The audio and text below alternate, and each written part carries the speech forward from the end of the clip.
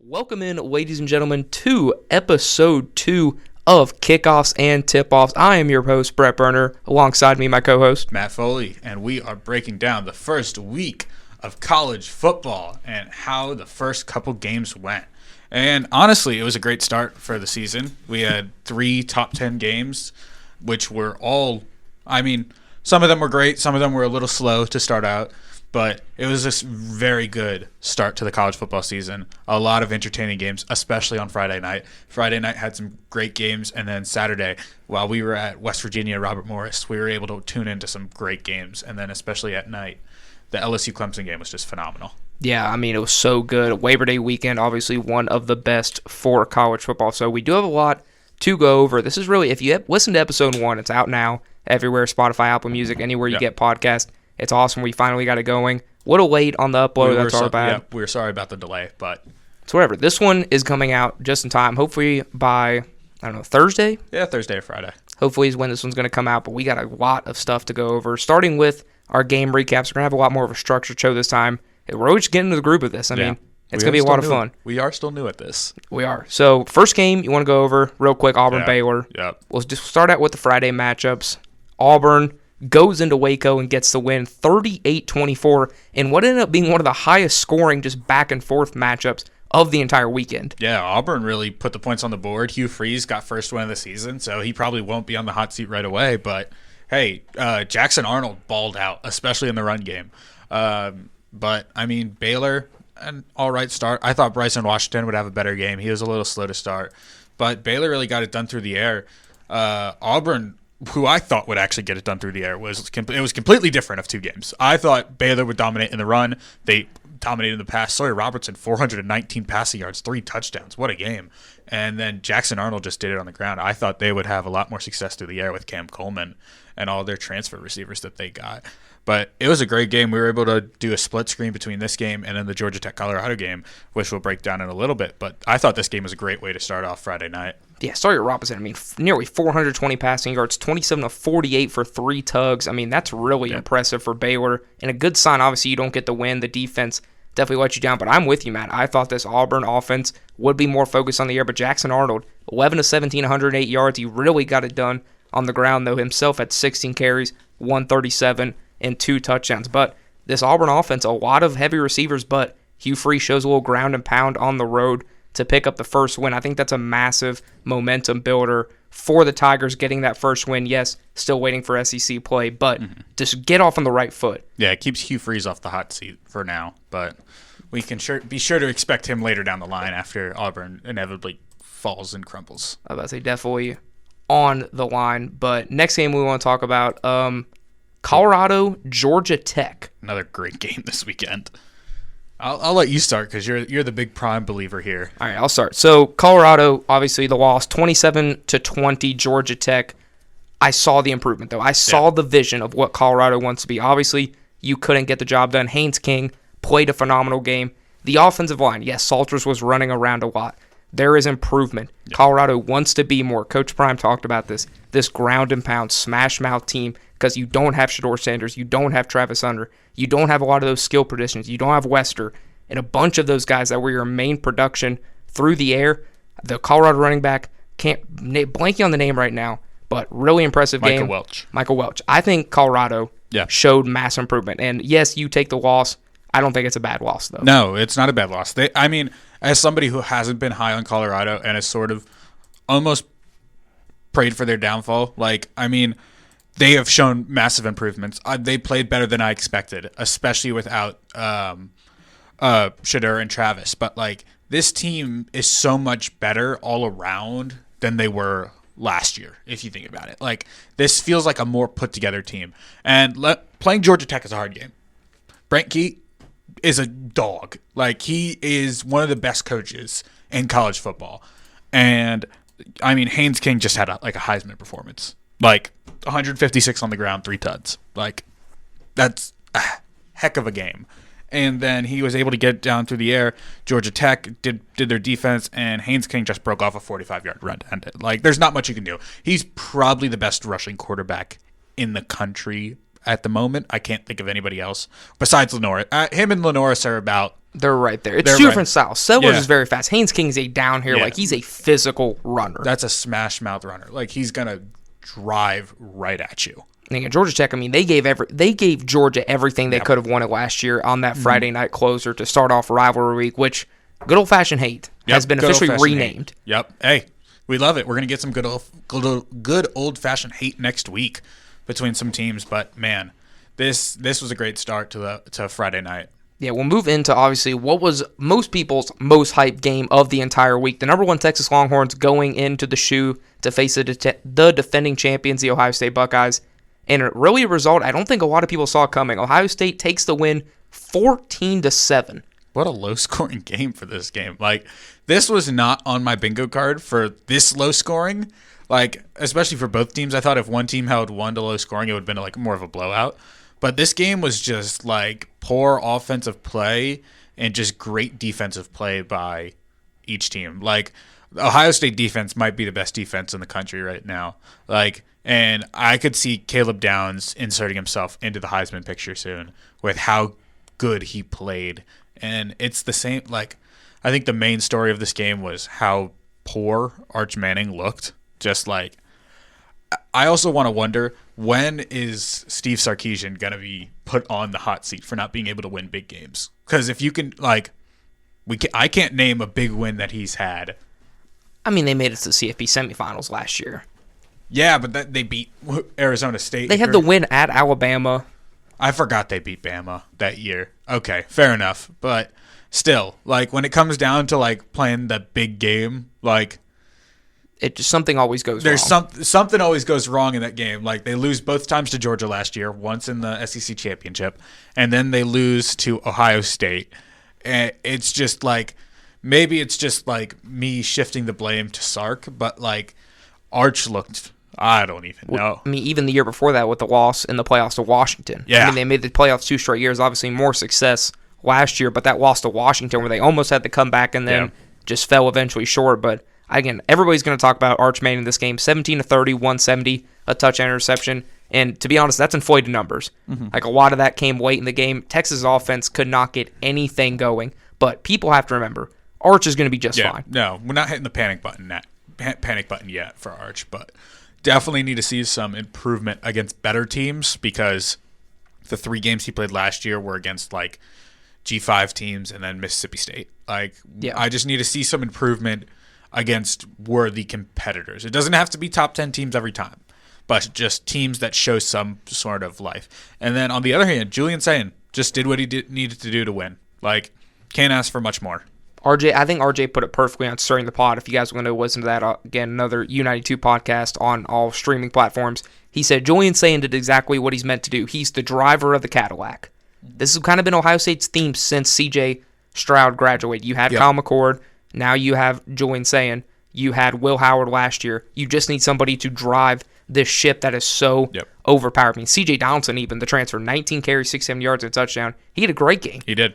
And like, as you said with the driving the Cadillac, I said this on episode 1, it's going to be hard for him not to do well in this system. Like, it would be very, very hard. Like, you have 2 of the best receivers in the country. You have one of the better tight ends in the country, and you didn't even need to throw the rock that much. Like, this was more impressive by Ohio State's defense for me than anything. They were able just to shut down literally everything. Like, it was a great performance by them.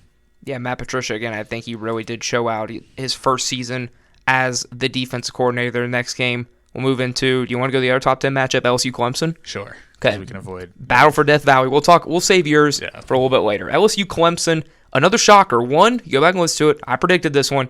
Garrett Nussmeier and the Tigers, the Bayou Bengals, I should say. In my opinion, the Tigers lost, the Bayou Bengals won. LSU wins 17-10 on the road, which is another one that was just low scoring and a battle. That Texas-Ohio State game really set the trend for these big matchups being a bit more low scoring. Yeah, this game was off to a slow start pretty early. And both quarterbacks, honestly, just like, I guess, I don't want to say not impressive by both, considering Garrett did what he needed to do to win, but like, both like Clemson just looked like the offense from like a few years ago where they just couldn't get anything going. Like the rushing was, I kind of expected the rushing to be so-so because of how little that they had in that category, I guess, and how they really didn't identify a running back 2 last year, and nobody really knew what was going on in that system. But if you go down to the passing, man, like no Antonio Williams, Bryant Wesco and TJ Moore only combined for 8 catches. It's like sort of Clemson, what are you doing? Like, and Cade didn't run the ball as much like he was doing last year. Like I thought he would have a lot more rushing, but I mean, credit to LSU, they got the job done. Brian Kelly got it done. And they looked great, especially on, I mean, both teams looked great on the defensive side of the ball, but LSU was able to win the turnover battle, and they inevitably won because of probably the turnover battle. Yeah, obviously, again, Clemson, they don't have Phil Moffitt, but 20 carries for only 31 total yards on the ground, that's not going to do it. That's not going to cut it. That's Robert Morris numbers right there. That is Robert Morris numbers from our West Virginia game. But, I mean, just LSU able to go on the road and get the big win. Again, 2 teams that are notorious for kind of losing those big early season matchups, and Brian Kelly gets a huge win for LSU. We'll talk about it a little bit later. The AP voters really respected this win by LSU. Mm-hmm. The next one, in my opinion, biggest upset of the entire weekend down at Doak Walker. Alabama, Florida State. You called it. Florida State wins. They beat number 8 Alabama. Ty Simpson cannot get the job done. Thomas Castellanos. This was my super dog on TCT, which airs for all West Virginia home games. But I mean, I did not expect this though. Florida State, I'll say it bluntly, dominated the Crimson Tide. And I don't want to take any credit away from Florida State for this win. This is a huge win, but Alabama, like, what is going on in Tuscaloosa right now? I have never seen this team play, like an Alabama team play this bad in a very, very long time. Even last year with their struggles, they were still Alabama, but like, man. And the stat sheet doesn't even reflect it. Like, the defense was just so poor in this game that, like, I just don't. And, like, I guess credit to Florida State. They were able to just hang in there and get the job done. And Tommy Castellanos, like, you had a great game. Like, you're able to run the ball. But, like, his passing numbers were so-so. But, like, they were able to run the ball 230 yards on the ground. That's Castellanos did exactly what he needed to do. I mean, he just wore down Alabama. I have not seen an Alabama team just get worn down like that throughout. And again, Ty Simpson, he had 250, 2 touchdowns on the final stat sheet, but it did not look like that during the game. He struggled often. And, I mean, Florida State, credit to him. I think a lot of people were really down on this team. I did not understand it. Obviously, the 2-10 season last year, but the year before, obviously, you lost a lot of that team. They went 13-0 and should have been in the college football playoff. This was redemption. I saw a lot. Florida State kept the receipts from that year. They get their redemption at home. And I think now, what does Florida State do with this? Is this a one-off? Or is the rest of the season going to be about the Seminoles? I think that's kind of the biggest story. You get the big win. You get the headliner. What do you do with it now? Yeah, but Alabama just didn't look impressive at all, which was a little shocking because I thought their offense would at least be better. But, man, it just was not a pleasing watch to watch that game. I completely agree. I just don't. I don't feel like I'm watching Alabama anymore. No. I know, obviously, that's what everybody's going to say. It's different. DeBoer's still a great coach, but I think he needs to just go for his personal sake only. Like, I just don't think he fits that Alabama mold of coaching right now. There's a shift in culture has happened, and maybe it's for the better or the worse. We'll move into another like I know to talk about this one pretty quickly. Utah UCLA. I mean, all we want to talk about this one is just Devin Dampier. Utah dominated UCLA start to finish. This game was never really close. UCLA deserves the loss for Nico. Nico deserves that loss. Nico Iamaleava did not play good at all. 11 of 22, 136 yards, a touchdown interception. He added 47 yards on the ground. But Devin Dampier and the Utes proved that they are a force to be reckoned with, in my opinion. Out of any Big 12 team, they look the best by far. I think them and TCU look the best. I think both those TCU, teams, I think both those teams look the best. I think Devin Dampier has inserted himself into the Heisman race, and I mean, I think Utah is a force to be reckoned with. Like, their offensive line play mixed with Devin Dampier is great. They have probably the best offensive line in the country. And, like, Kyle Whittingham just gets the job done. Like, he's one of those coaches that just gets the job done. Yeah, I'm not afraid to say that at all. I mean, the 2 tackles, Utah, 2 of premier. I mean, they had 286 rushing yards, 4 touchdowns on the ground. UCLA was just completely overmatched and out-physical. Nico deserves that loss. Gets the loss after all the offseason, parade tactics, drama. Whatever it was, drama. I think that's the word I was looking for, drama. It was just all drama. It was all about money. Yeah, he deserves the loss. You want to talk about my team or your team? I'll be quick on my team. Okay, I'll just mention real quick. I don't have to look on it. Michigan, New Mexico. Bryce Underwood's first start, 34-17. We're going to talk about Michigan a lot later. Obviously, they have the marquee matchup, so I'll save a lot of my thoughts for that. We'll move into we'll do the game before it, the South Carolina Virginia Tech game. South Carolina in the Aflac kickoff. I mean, not really. It was an impressive game. 24-11, the final score. The Gamecocks. I mean, Virginia Tech did their best, hung in there for a long time. Just Brent Pryth's team just couldn't get it done. Drones just continued to make too many mistakes when the game mattered most. And South Carolina did exactly what they needed to do to get the gritty win. Yeah, South Carolina looked good. I mean, I'd like the offense to be a little more efficient when running the ball, because that's what I feel like that's what they're gonna need to lean on. I'd like Lenoris to be a little more efficient on the ground. 13 for 25 isn't great, but I'm glad that they got Harbor involved. He had a 64-yard touchdown. I've been waiting for this for so long. Like, the day when they get him involved, their offense just becomes so dynamic. Like, having to guard a 6'5" receiver that's probably the fastest receiver in football is just a nightmare to cover. But if they can unlock him and unlock the rest of that offense, it's going to be a scary sight in the SEC. I mean, watching Nick Harbor play, like you said, 6'5", he was an Olympic triee for track. I mean, just the speed that he plays with, the full body, it is incredible to watch. And Lenore Sellers really has that go-to guy. Again, nothing really pops up. It's actually 12-19, 209 touchdown. But again, when it comes down to it, week 1, you're just trying to do whatever you can to get that your name etched in the win column for the first week. Something that, unfortunately, the Notre Dame Fighting Irish could not do. In my opinion, game of the week. It was sadly game of the week, but not for the good reasons. I mean, not for the good guys. Yeah, not for the Catholics. This was a very, very pathetic performance by Notre Dame. And the fact that it was only a 3-point loss, and I think that highly of this game. This was so bad play calling wise. This was horrendous. I thought Neil Brown was on the sidelines. How many times they called a screen pass? They called so many screen passes that it just wasn't even funny. And how many quarterback draws are we going to run when we chose the quarterback who is technically the gunslinger of the group? It felt like this was still the Riley Leonard game plan. And then, what are we doing? Jeremiah Love had 10 rushes. What are we doing? Again, I'll say it. Credit to Miami. Jeremiah Love was a non-factor in this game because they shut him down. There was no chance that he could get going. His 2 big runs got called back for holding, which was another, what is this team doing? And then Jadarian Price had 1 drive where he went 6 for 45, and then they just didn't play him the rest of the game. And then credit to Miami, they bullied us in the trenches. It's been 7 years since I've seen it's been since the Michigan game in 2018 where I've seen a Notre Dame team get I remember that game. That was thoroughly dominated in the trenches. Offensive line was just getting manhandled. Defensive line was getting pushed back every play. This team, the fact that it was only a 3-point loss is just impressive by Notre Dame. And the one question I had was answered. I thought CJ Carr did great. I thought he did tremendous. The one pick he threw wasn't even his fault. They throw a screen pass. It got kicked up in the air by the defender's back heel. And then the D-end came flying across and got it. I'm not going to give that on CJ Carr. But 221, 2 touchdowns, and a rushing TD.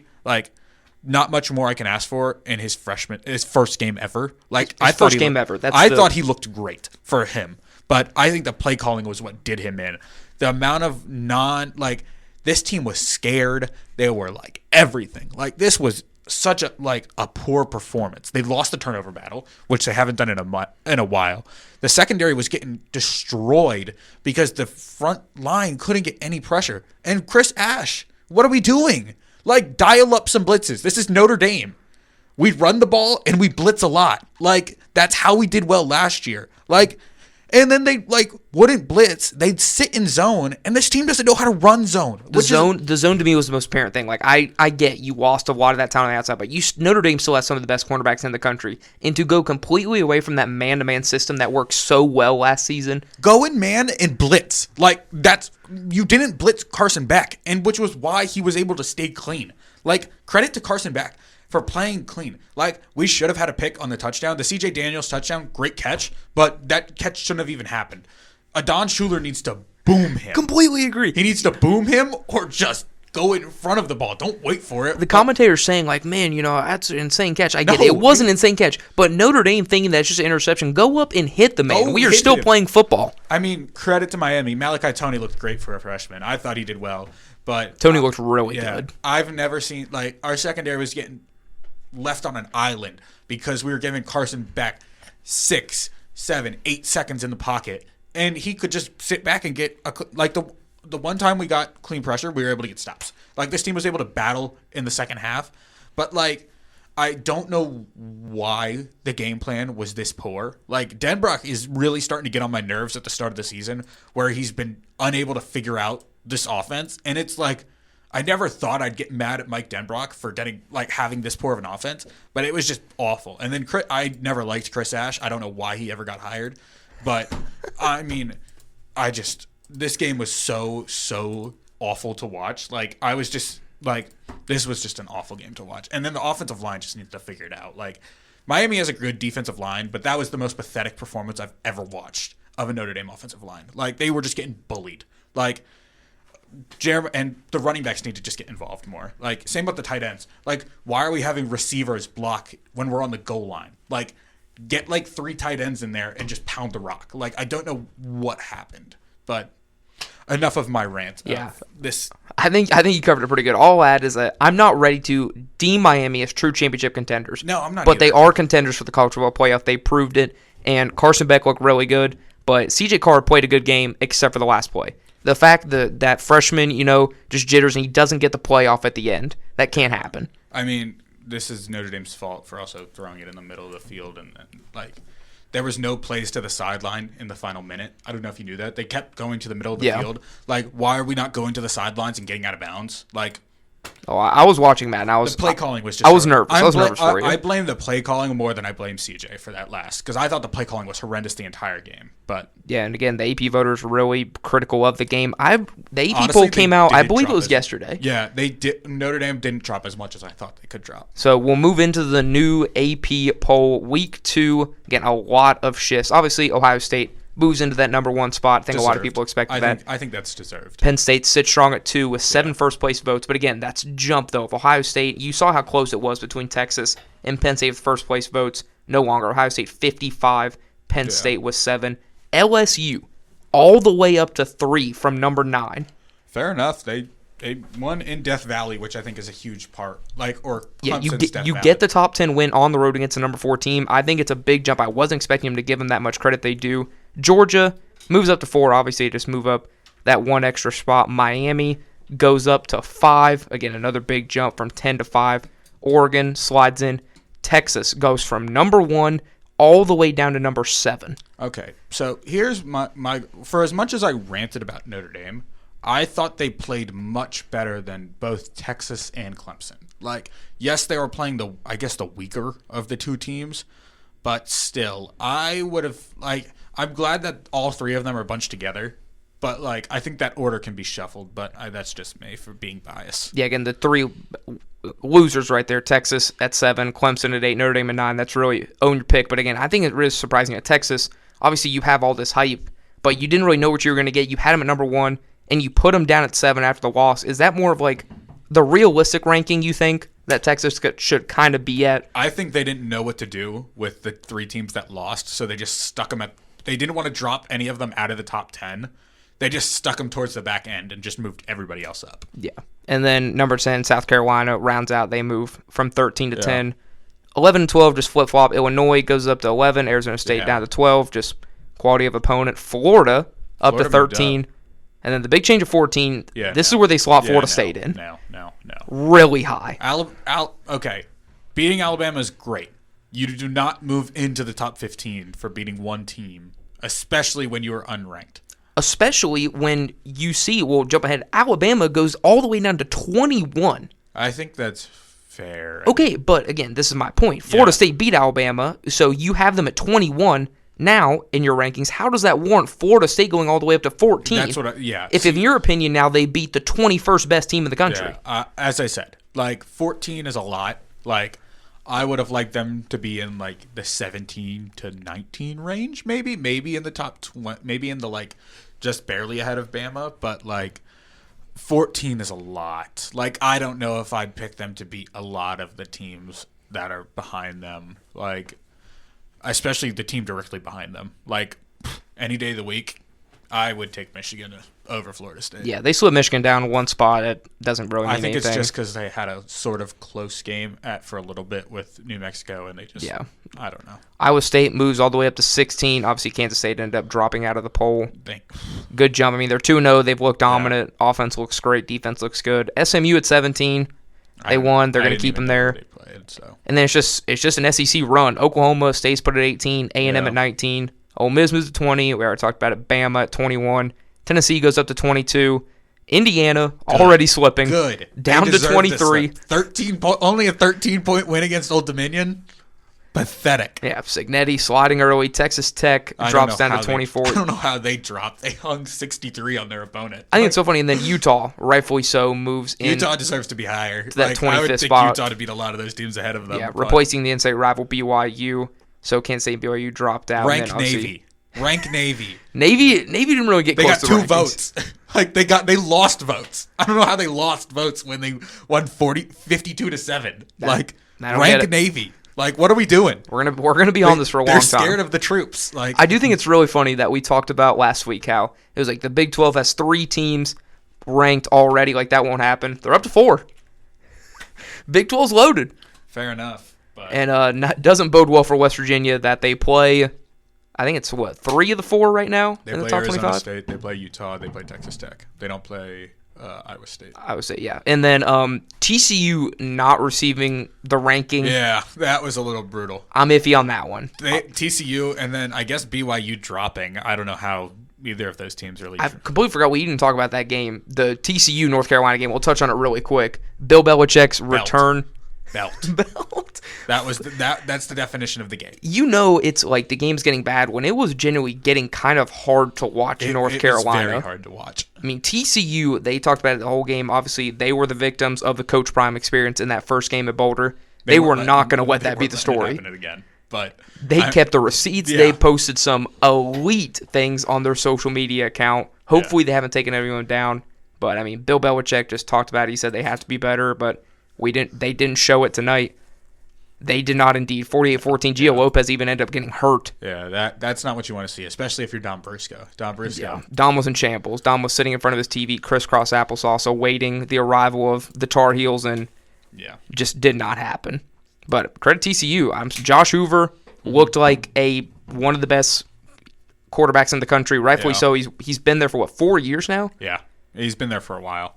But I mean, Sonny Dykes. Is it Hypnotoad Part 2? You think it's gonna be the year? No.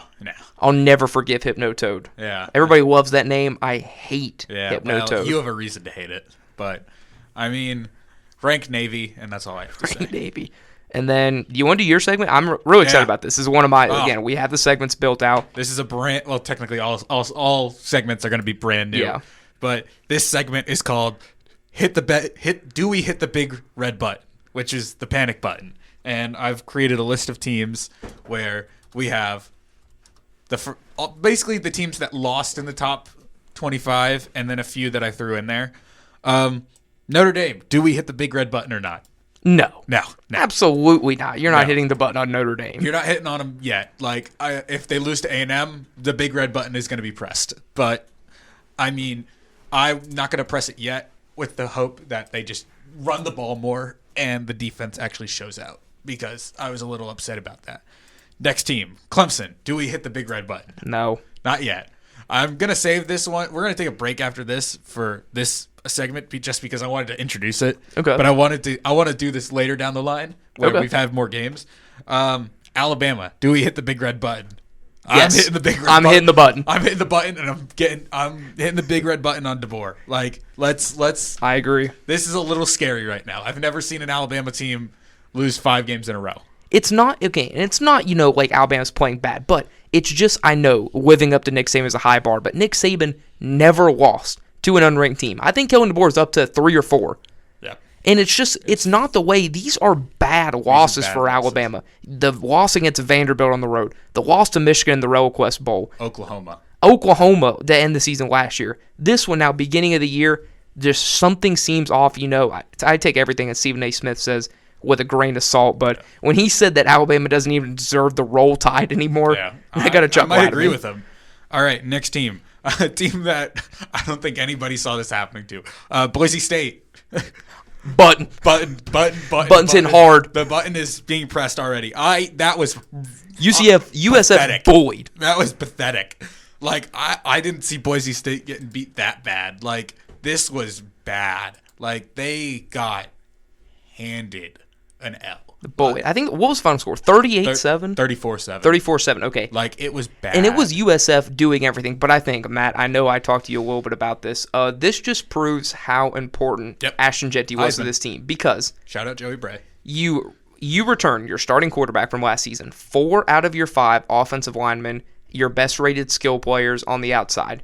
Defense lost a little bit of talent, obviously transportal and graduates, but the offense was miserable. It was awful. That was bad.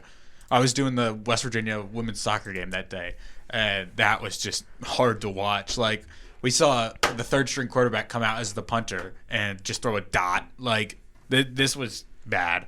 But the big red button has been pushed for if you're a Boise State fan. Like Ashton Genty's gone. Yeah, Genty's gone. Like the Savior's gone. You guys will have a few good. You had a good year where you almost beat Penn State. Yeah. And you almost beat Oregon. And you almost won the Heisman. It's a year of almost. Yep.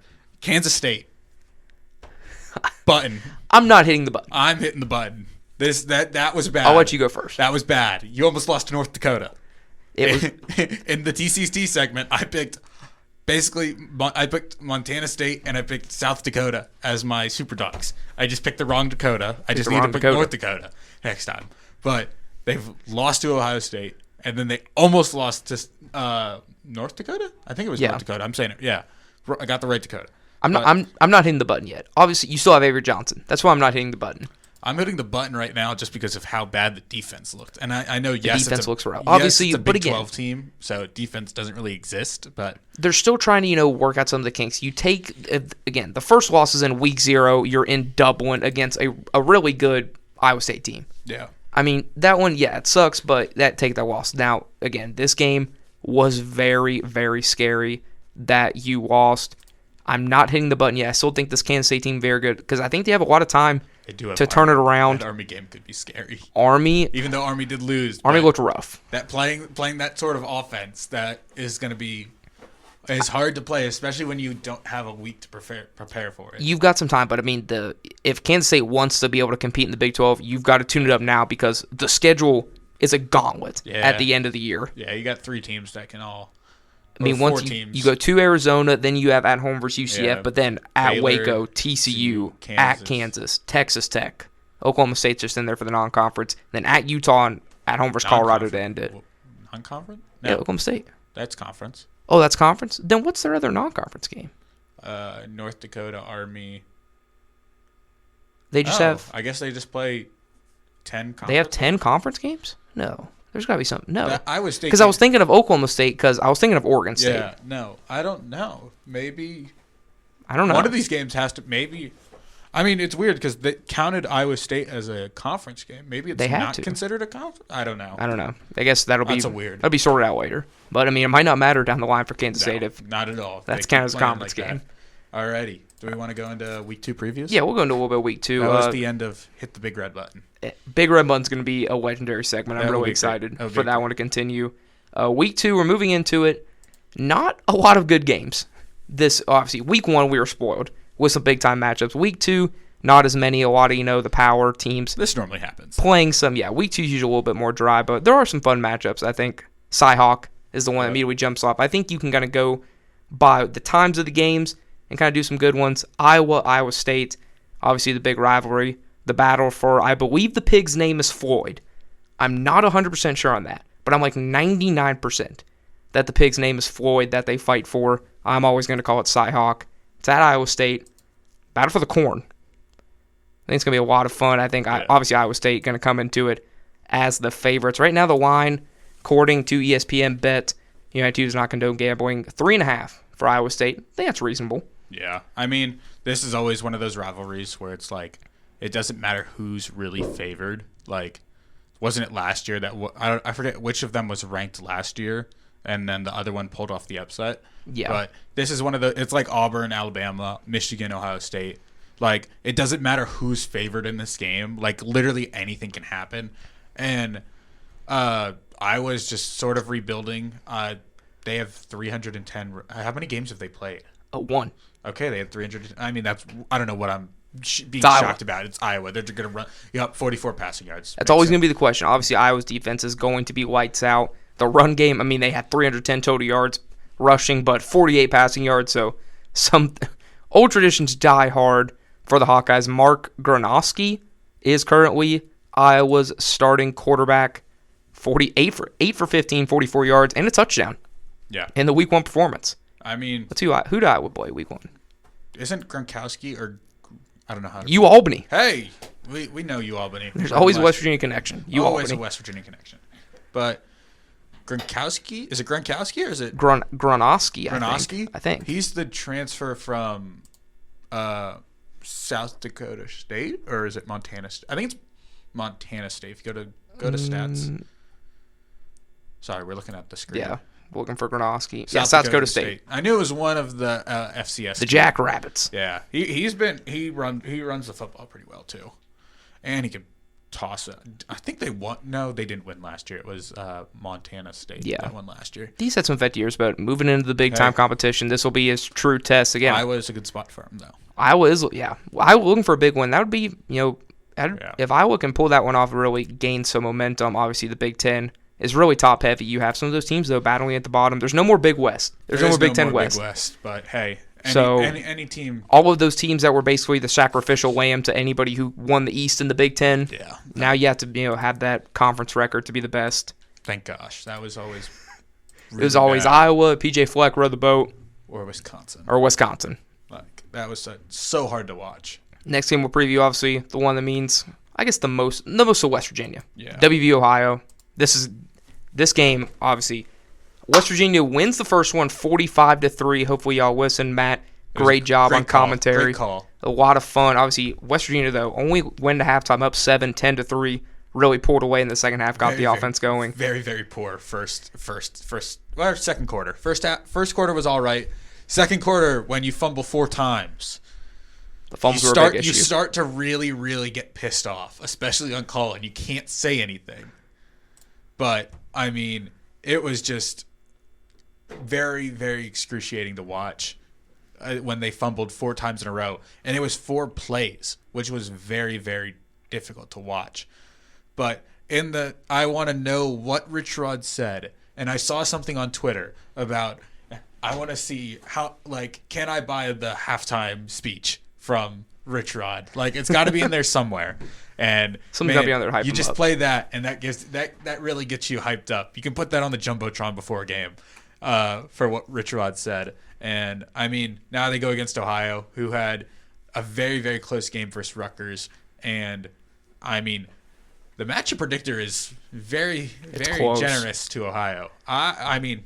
You think? I think this is right. I mean, the line opens up, ESPN get West Virginia. I thought it would be at minus 3.5 is a very small line. But, again, I've been saying it all week. This is the definition of a trap game for West Virginia. You get the win. Ohio looked really good against Rutgers.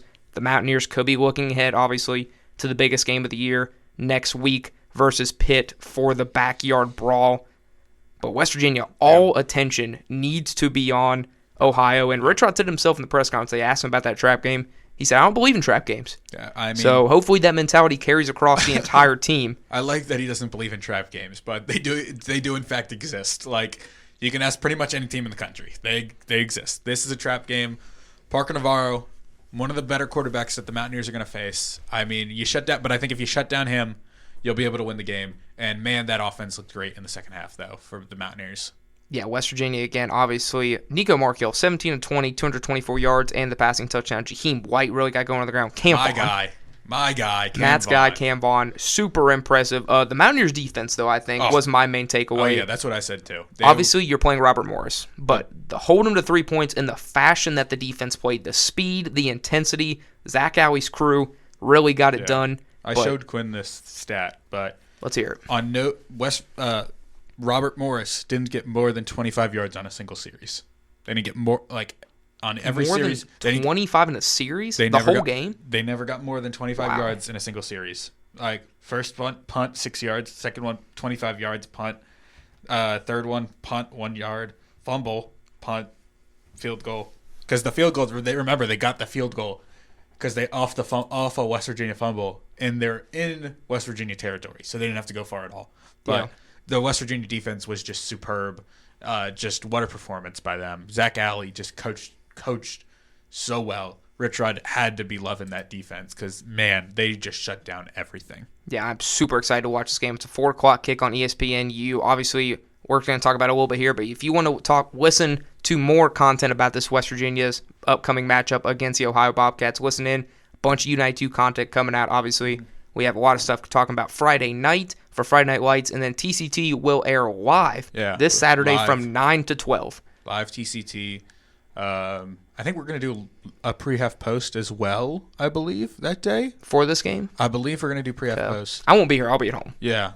But so that's all you. I think I'll be here. I believe we're doing pre-half and post. I could be wrong, though. But let's break down a few other games, and then we'll get to your game because I know all right. you're waiting for that game. Yeah. I think next game that we got to break down is another great game. Illinois versus Duke, the number 11 Fighting Illini. Walk in as only -2.5 favorites, which I think is a little crazy, but man, Darian Mensah looked great. Oh, hi, Nico. Hey, Nico. Would you like to join? You want to talk? Talk some ball? You can talk some ball with us. What mic are you? Mic forward? Yep. Okay. Howdy. How we doing? Your debut on Kickoffs sports and producer Tipoffs. Nico Corretto. I heard you guys talk about pre-half post for Ohio. I thought that's what we were doing. I think that's going to be what TCT is. Oh, okay. Fair enough. There we go. There's the scoop. There's the scoop from that. the sports producer. We did announce it 9 to 12, right? Live TCT. I believe it will be 9 to 12. Okay, we got that part right. We knew it. We knew that part. Everything is still in discussions, but that I do know is that it will be from 9 to 12. Currently cooking up the lineup, and I will say that Matt Foley, you are doing pick'ems once again. Love it. There we go, Matt. Represent. Nico, what are your thoughts on Illinois versus Duke? Illinois should win. Should. Scary one. It's only 2.5. I don't like that it's that close. They're at Duke. They're in, especially for a team that is at number 11. Darian Mensah almost had 400 yards last week. Yeah, I mean, I think it's going to be a great game. Don't get me wrong. I think Mensah's a great quarterback. Altmaier, he had 3 touchdowns. Hey, what more about Hudson Clement? 5 yards. Oh, that's a contributing 5 Shout yards. out Hudson Collette. Those are very, very big 5 yards that he got. But I think this game is going to be one that a lot of people are probably going to have circled of you don't really know what can happen. I honestly wouldn't be surprised if this game goes into OT. I think these are both 2 very evenly matched up teams. I think that there's some things. I feel like Mensah, I mean, you look at his stat line. The guy threw for nearly 400 yards and 3 touchdowns. But Altmaier threw for over 200 yards and 3 touchdowns. It really just comes down to what they're able to do in the ground game. I think both offenses definitely have that talent in terms of the passing game. But on that ground, you really got to see what they're going to be able to do. Yeah, and obviously Mike Elko put Duke, in the spotlight a couple years ago. Now, obviously, at A&M. But, they've moved on. They had Riley Leonard, too, a lot of talent on that Duke team. But Duke is still a very scary place to go into. And for all the people wondering, no, these fans are not the Cameron Crazies. No. They talked about this a lot 2 years ago. It's the Wade Wackos. Wallace Wade Stadium, the Wade Wackos are what Duke football fans are proudly calling themselves. Do not call them the Cameron Crazies. Yeah, that's for basketball. We'll get into that later. Oh, we will talk about Duke basketball a lot this year on this podcast. I say we do JMU Louisville. This is one of the games that I'm most excited for. This is a Friday night matchup. This is a little Friday night lights, as we like to say. But this is one of those games where, Wow. The line is 12.5, which is a little higher than I expected. I thought it would Really? be. I thought it would be like 9, just because of like what JMU presents in Alonzo Barrett, and how like this could be sort of a trap. This is a trappy game. I know This is it's a not trappy at game. JMU, but like It's Louisville's first home game. Louisville's first home game. No, it's their second. Oh, second home game. Second. It is Parents Week It is. for the Cardinals, but I mean Miller Moss. Louisville brought in a stacked transfer He did class. throw 2 picks last week. 2 picks in week 1. Obviously, you kind of know Moss Isaac experience. Brown. Know the name. Know the name Isaac Brown. Another running back in the loaded 2027 draft. 6 carries, 126 yards, 2 tuds. That's 6 carries. 6 carries. 6 carries. That's what's the average on that? I mean, 6 carries, 120. That's about over 20. It's Yeah, about 21 yards per carry. man, that's Nico, thoughts? 21 yards a carry. That's pretty good. Yeah. Yeah. I mean, that's very good. not much more you can say about that. Yeah, not much more. Not much more, but once again with this matchup, both two solid teams. What's the line for this one, Brett? 12.5. Minus 12.5 for Louisville. Yeah, I think Louisville will definitely win this one, but I wouldn't be surprised if JMU does put up a bit of a fight. You know, you can never be certain in this game. I mean, we saw it last week with Alabama, Florida State. Everyone thought, we already talked about that. Alabama's going to win. Yeah, I'm sure you guys did. And boom, there goes Florida State. They picked up the big win. No offense, Matt, but Notre Dame Miami is another one where a lot of people were going to go Notre Dame. And This Miami is this Florida. is your fault and the rest of the TCT crew's fault for all going chalk with Notre Dame and agreeing with me. Like, this is what happens when we I don't should have have. saved the graph. You This is- should have saved the graph. No, I always pick my team. This is what happens when we don't have Joey Bray and we don't have Tanner Mounts to like contradict me and Hate pick on against Notre them. Dame. Yeah, like hate on Notre Dame. Like I blame you guys for. I mean, well, that's the thing. I hate on Notre Dame because of the team I support. but Ohio this State. is why you have to be the one now to pick against them every chance that Okay, you get. so I just have to rage bait you every week. Basically, like you That have to was be. Mounts' I'll job. do That was Mounts' job, and he did it Saturday as well. Do you want to know And- West Virginia connection? Yeah. Our beloved sports director Quinn Roby. How do you think he applies to Louisville? Oh, I know. Oh, yeah, You know? this. Okay. I know. Yeah, we His know. sister, shout out my good friend Grace Roby, a proud Cardinal in her freshman year. Softball legend, Hurricane High School, but I had to sneak that in there. Hurricane reference, a West Virginia reference, a Quinn Roby reference. There's always a West Virginia connection. Cover all the bases. And I think with that, obviously, I think we're going to save this. And I think we're going to move into the Pick'em segment. Yeah. So me and Matt and Nico, honestly, that you're You here. can join in. I actually Yeah, I can like join this. I am proposing that I would love Kickoffs and Tipoffs every week to have a guest picker. Well, we could do. I think that'd be a lot of fun if we Just had like a lot of game day. guys throughout the station come in, give their guest pick. So Matt's got the games up. He'll be reading them off. We're going to do, I believe it's 6 games I believe it. for the picks. Yeah, it's 6 including West Virginia. So what am I the first guest picker? You are the You were the guest first. picker. You were the inaugural guest picker on this show. Well, I will say You are the Lee Corso. I am. Yes, and I am here because we do have another great podcast. We to do. cook up We have shortly. shout out Beyond the Mat. Should I be on the mat? That one will be cooked up shortly. Yep, shortly. Might be on a bit of a time crunch because we got a big game tonight at Dick Big soccer game. Big soccer game. West Virginia men's soccer against Gardner Webb. I have no idea when you guys are putting this out, so Probably either tomorrow or Friday. okay. Yeah. So there's no point in me talking about it. Yeah, It'll you're already fine. have happened. It'll already Yeah, happen. happened. Maybe West Virginia Mountaineers get a marquee win to start the year. Go Or Nears. will they fall? I hope not. I hope not We'll either. see. You guys will know when you're listening to this. We might sound really dumb right now. West Virginia could have won 8-0. Yeah. It could have. They could have also lost. Like, They could have lost 8-0. yeah. It could be Dayton all over again from last year. It could be a draw. It could be 0-0. It could be a draw. But All right. we'll get started. I think first game. We'll go in backwards order. First game of the week. Let's just start with Duke, Illinois. Okay. I'm gonna pick Illinois to get done. I'm gonna trust Brett Bielema to really get it done. Hoping Hudson Clement can get 5 yards again and really be that impact player that the Illini need. His 5 yards are so helpful to that team. I agree. 5 yards.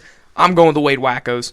I believe I want to pick them in too. everything that Duke is building out there for this football program. Obviously, they are known for basketball, but I think this football program is in a really good spot. I mean, 400 passing yards for Duke in that opening game.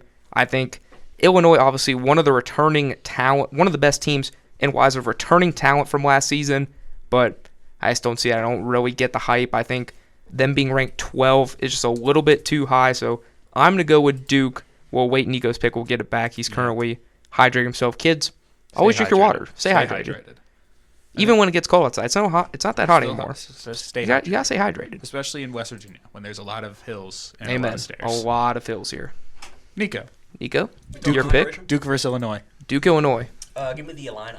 Taking the Illini. All right. Going with Brett Bielema. Great first name, by the way. Yeah. Although he does spell with one T, so It's a bit weird. it's a wrong It's not the same. spelling. We'll go next game, JMU Louisville.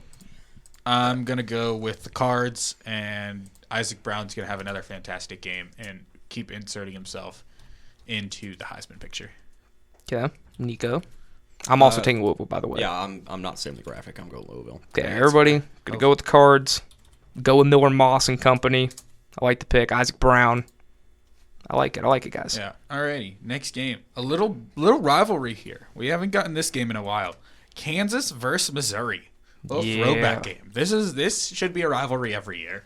I forget what the actual rivalry is called, but I just know their fans hate each other. Like It's called. I'm looking it up right now. Kansas, Missouri. I just know from hearing that their fans hate each other for some reason. Border War. There it is. Anytime you got war in the thing, it's gonna be a great game. Yeah, I mean the Holy War is still amazing. Can't wait for that one again.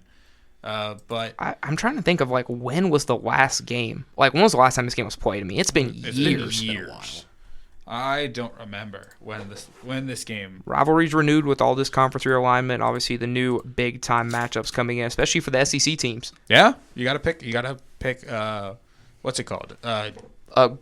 Quality Power 4 Yeah, non-conference opponent every season. yeah, including Notre Dame as well.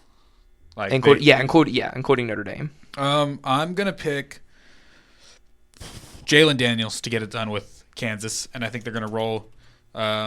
It does scare me a little bit, that Missouri offense, especially with Ahmad Hardy, who's I think is fantastic. But I just think Jalen Daniels is going to be able to wear down that Missouri defense and get it done. Okay, I'm also going Kansas. Okay. I'm going with the Big 12 homers. I think I was really, really not strong on Missouri last year. I thought they were really overrated. So I'm going to stick with my guns here, go with Jalen Daniels. I think Kansas is a sleeping giant. Yeah. Awaiting It is going to to be a be scary woken matchup up. for the Mountaineers. I will save the graphic here. Shout out Jonathan Hamilton. Shout out Tanner Onier. I'm going with Mizzou. I think it's going to be a great game, and I think that, Shout out Sylvie, too. Yeah, but not to have a little bit of a conference bias, but once again, it's the SEC. We know that. Does it just mean more out there? Just means I mean, more. for what they say, it just means more. Now, for me, I don't think it means much more, but I think that a lot of people might be sleeping on Missouri a little bit. I think they have a lot more than what some people think. Yeah, I can see it. Next game is a little Texas showdown between Baylor and SMU. And I got to stay strong with Baylor. I got to stay strong with the Bears. I still trust them. Still trust Bryson Washington. Still trust Sawyer Robertson. And I think they're going to get it done here in Dallas because they are playing in SMU. I wish this game would be played in Jerry World. That would be a fun game to play. That would be fun. They're at SMU's high school stadium because that's how it's really built. I'm going to go with the death penalty team. Give me the playoff team from last year, SMU. Kevin Jennings, still there. One of the best quarterbacks in the country, dual threat-wise. I think he has enough in the tank to propel SMU. I don't know how far the Mustangs are going to be able to get this season with the production they lost at offensive line. Definitely scares me a little bit out there, but I think they are going to get the job done. Baylor starts off to a rocky start, and I think that's another one. Got to think about the coach's hot seat, Dave Aranda. He was a member last year. He was a visitor. He dabbled. He dabbled in the there. hot seat. Oh, he did. Nico, do you dabble? I dabble a lot from time to time, and I'm going to dabble here in SMU. There we go. think that a team that just made the college football playoff, obviously, yes, they lost some big pieces, but I think they still have some good stuff. And Baylor, I want to believe in them. I really do. I'm not a Bear hater, but Bear down. I think the Bear might be going down here, unfortunately for Baylor. Alrighty. Waco's in trouble. We'll just do a quick West Virginia, Ohio pick. Do we want to save that, or do we just want to? We'll just do save it. You want to say it? We can do it. West Virginia. Yeah. West Virginia by 100. By 100? By I'm not 100. going that big. Cam Vaughn, 300 yards receiving. I think it's a very close game. Very, very close. Famously, of course, real close on this one. I do think WVU is able to beat the Bobcats, are at 2-0, and set up the big clash versus Pitt. I think WVU is going to win simply because of the fact that a lot of people that I know are traveling up for this game, and there's not that much space in that arena, in that stadium. If you want to see a spectacle, turn on that game, 4 o'clock, ESPNU. There's going to be a lot of gold and blue in that stadium. They wanted to put us on the roof. They did, but they didn't give us a canopy. No. So we were not. No we're not canopy traveling from the for that. Bobcats. We don't like them for that. That was not an OU, oh yeah moment. No. If you know, you know. No, it wasn't an OU, oh yeah moment. This is why we're going to win by 100, because they didn't want to put us on the roof. I do think that this West Virginia team, obviously you look in that first half against RMU, a lot of struggles. But I think, honestly, the offense was moving. Besides those fumbles, RMU could do nothing to stop that offense. Nico Markiel played nearly perfect football. Jaheim White was getting 4 or 5 yards to carry. I think Cam Vaughn and Jaden Bray were doing some good things, even though they didn't get as many touches as some would have wanted. Cam Vaughn got a lot more. Jaden Bray maybe only got 2 catches. But then I think once they put those backups in, the guys that really surprised me, Scotty Fox and Sincere Bowers. Dog. I mean, I truly think really Sincere high on Bowers. Scotty Fox. For Scotty Fox, truck. Scotty Fox is a truck. I like Scotty, and I think he's the future of this team. But Sincere Bowers, I do truly think he should be RB2. I think he adds a level of explosiveness to that running back room. Really showed out. And it's nothing wrong with Clay Ash. I think Clay Ash put out some good stuff. He did great blocking. But we'll save that for TCT when we dive more into that game. Oh, yes, we will.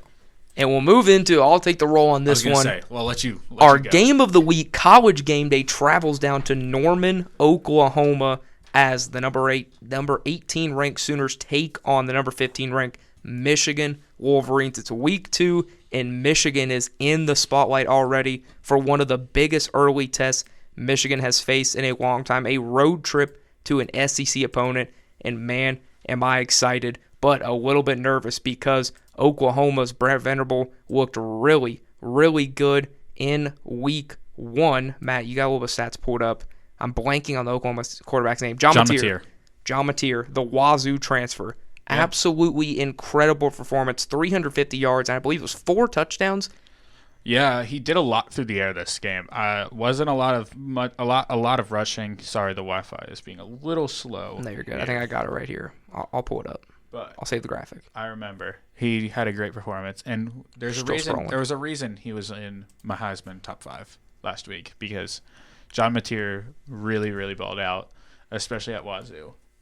Yeah, this is going to be really good. John Mateer at 30 of 37, 3 touchdowns and interception, 392 yards through the air. He did have a rushing touchdown. He did have a rushing touchdown, 4 total. I think Oklahoma, man, they looked really good. Brent Venables obviously back, calling the defensive plays.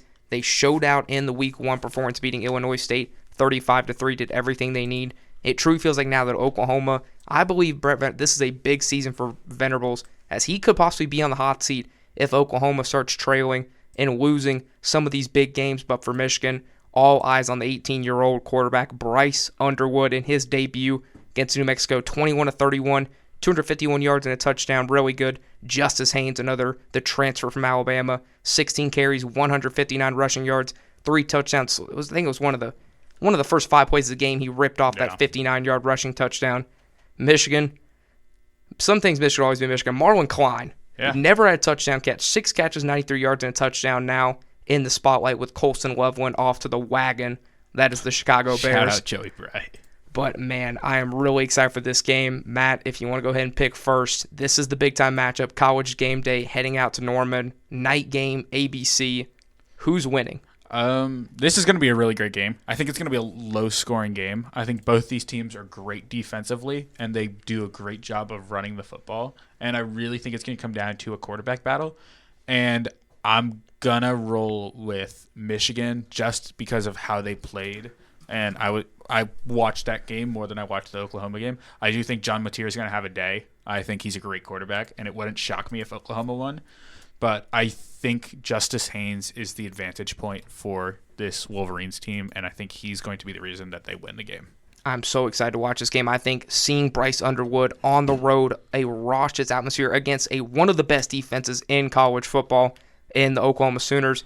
But, of course, I'm picking Michigan. It's like Desmond Howard picking them. I'm always going to roll with Michigan on this show. I think this team could be really special. Obviously, after last season, the 8-5, but the end of the year, the defense still looks really strong. There's a lot of stuff you have to clean up from New Mexico, but I really liked what I saw from this team week 1. And, man, I think they get a huge win and really put the nation on notice that Michigan's back. Yeah. Nico? I am personally going to go with Oklahoma. That's why I wasn't worried about saving the graphic. You couldn't do this for me last week, but Brett gets special treatment. Because first off, remember, I don't like Michigan. But I do have good reasons for it. I think that you're playing against an Oklahoma team that is John Mateer, who, hey, I think halfway through the season, if he keeps playing how he is, will be a Heisman front runner. He's in my Heisman list. I think that the fact that Bryce Underwood is a freshman and the fact he is going to play in Oklahoma is not going to be easy whatsoever. I think Michigan is going to have to heavily rely on Justice Haynes to get things done, and I'm sure he can do it.